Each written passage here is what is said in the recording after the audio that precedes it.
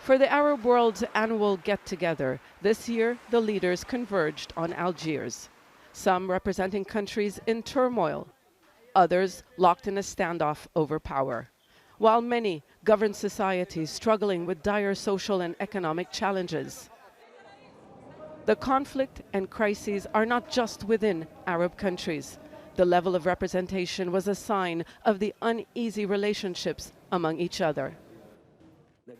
Algeria says the gathering is about reunifying the Arab League, but the normalization of ties between Israel and some Arab countries has further polarized it.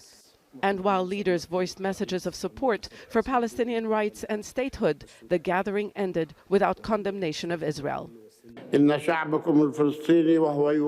Dear brothers, our Palestinian people are facing racist policies. With our challenges, we are expecting from you to follow up, to pursue your position by activating the previous resolutions of the Arab summits. Those taking part in the summit face the challenge of crafting a final resolution agreed by all.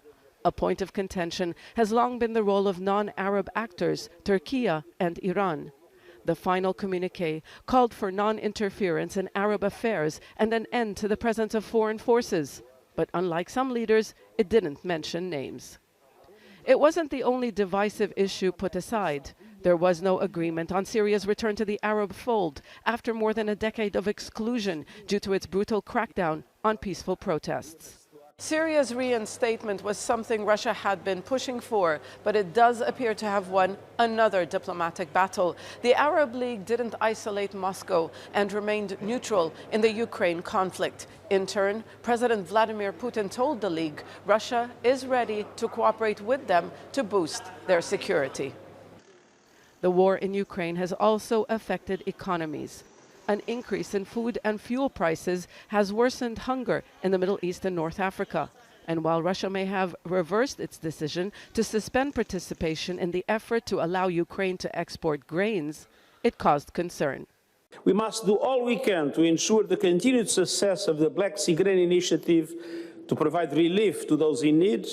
Geopolitical divides have created a new reality in the Middle East and North Africa, where Russia and China are gaining influence at the expense of the U.S.